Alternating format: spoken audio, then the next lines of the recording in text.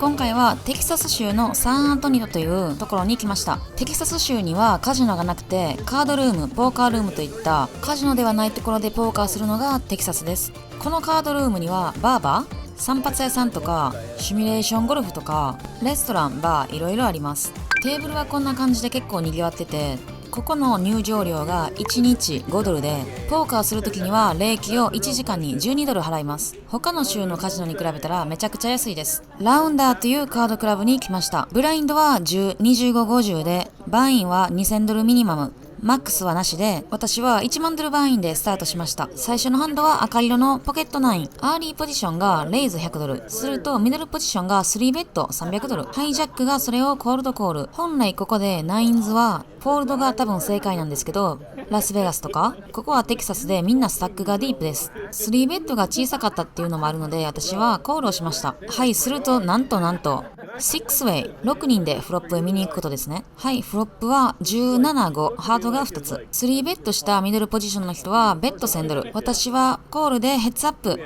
ターンは3のクラブ。お相手はチェック。私のナインズからしたらオーバーカードは1枚だけの点で、まあナインズにしては悪くないカードかなとも思ってます。彼は結構アグレッシブな感じだったので、チェックレイズとかされても困るし、だから私はチェックをしました。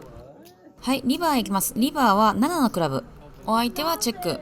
相手がチェックした時点で、これ私多分勝ってるでしょう。なので私もチェックしてショーダウンへ行きます。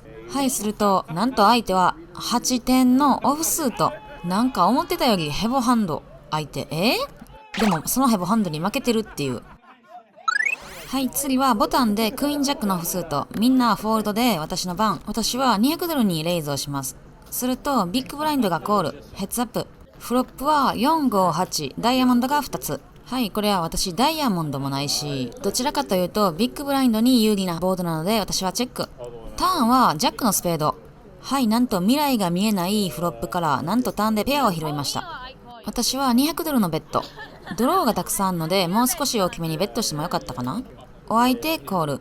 リバーは9のハート。ここで相手はドンクベッド200ドル。ここで私はレイズするかコールするか、フォールドはないかなと思ったんですけども考えてました。ここで私はレイズを選択しました。レイズした理由は相手が小さくベットしてきて安くショーダウンバリューしたいのかなと思ったのと、その安くショーダウンしたいハンド、弱いジャックとかもしくはペア9、ペア8、もちろん2ペアとかにもコールされるんですけども、ストレート以外にレイズできるハンドってあんまないかなと思って、なのでレイズ来たらフォールド、コールされたら勝ってる時もあるし負けてる時もある。こんだけ悩んでてコールされたら多分勝ってるでしょう、ワンペアでも。最終的には相手フォールド。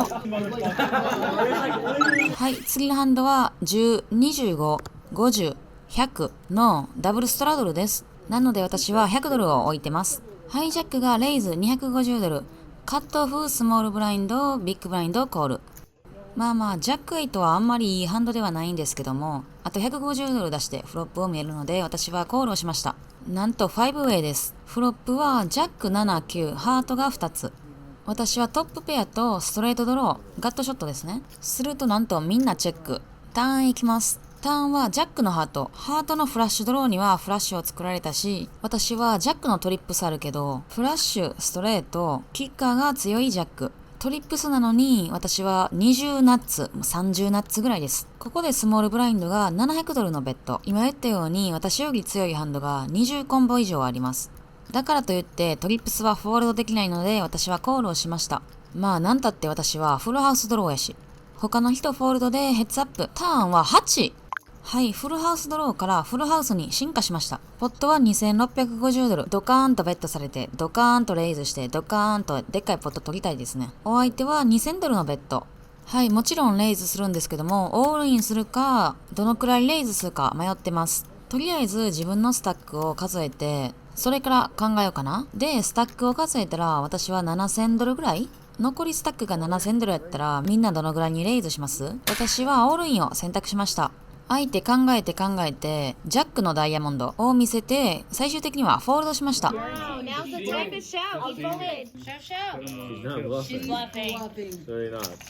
これがその彼です。さっきの80オフスートと一緒の人。はい、次はエースジャックのオフスート。私はアンダーザガンプラス1で200ドルにレイズ。はい、またマルチウェイになります。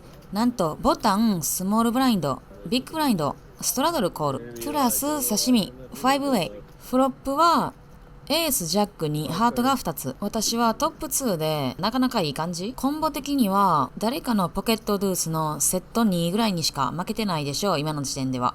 なので私のハンドはセカンドナッツとみなします。私は$800のベッド。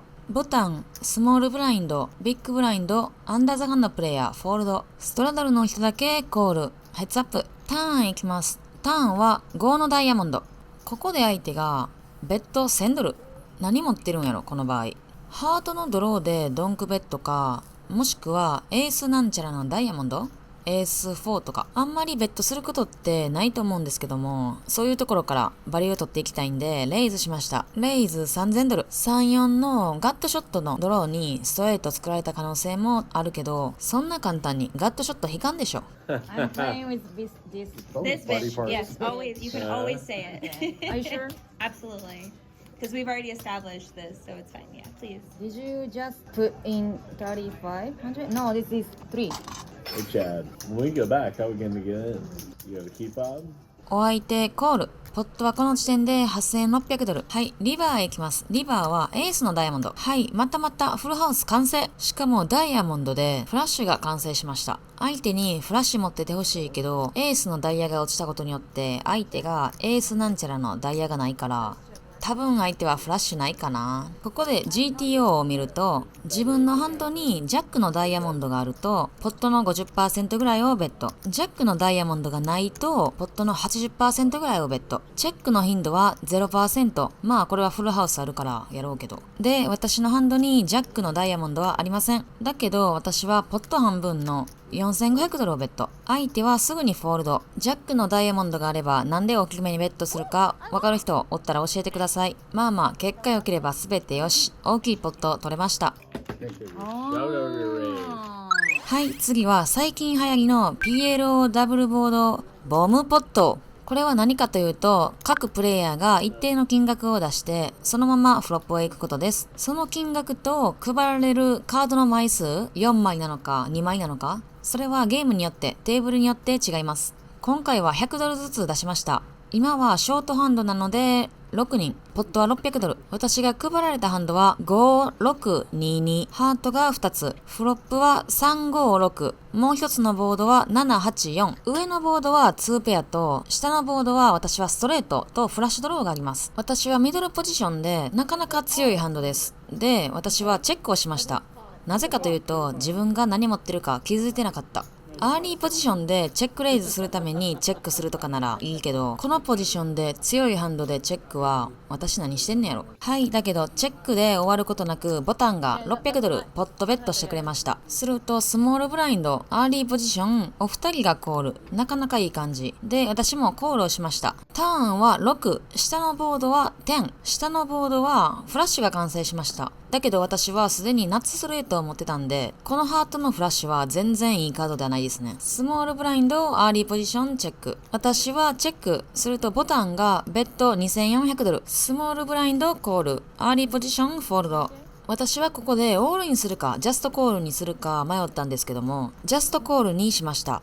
その理由は、このゲームはどんだけ弱いハンドを巻き込んで、どんだけその人に負けさすか。結局このゲームってほとんどがチョップなんですよ。なので、ここでオールインして、エースハイフラッシュにコールされて、弱いフラッシュにフォールドされる。すると、私とエースハイフラッシュはチョップなので、$1万のポットを上のボードと下のボードでチョップにします。だけど、他の人の弱いハンド、ここで言えばフラッシュ。その人にリバーでリーズナブルにコールしてもらうことで、$1万のポットが$2万になって、その$2万のポットを他の人とチョップにします。なので結局チョップなんですけども、どんだけポットを大きくしてチョップにするかで長期的に見たら利益もめっちゃ変わってくると思います。知らんけど。はい、リバーへ行きます。リバーは4、下のボードは10。はい、これ下のボードがペアボードになりました。これ私より強いフラッシュ持ってる人が見たくないリバーやと思うんですよね、このペアボード。なので私はここでオールイン$9500、強いフラッシュにフォールドしてもらって、本来ならチョップするところをブラフでフォールドさせてスクープしようと計画変更。ここでもしコールされても多分上のボードはフルハウスで買ってるんで、まあ言えばフリーロールみたいなもんですね。チョップにするか全額もらえるか、もしくは相手が弱いフルハウス、上のボードでコールして下のボードは私フラッシュ持ってるから両方勝ちみたいな。ボタンのプレイヤーフォールド、スモールブラインドのプレイヤーも悩んでます。はい、説明長くなってダラダラとちょっとめんどくさくなったけど、このゲームほんまに面白いんで一回やってみてください。スモールブラインドも最終的にはフォールド。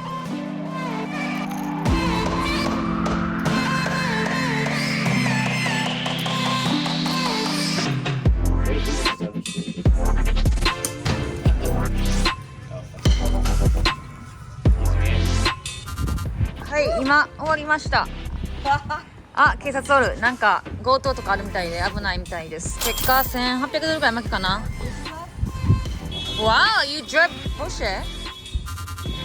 そう、1800ぐらいかな。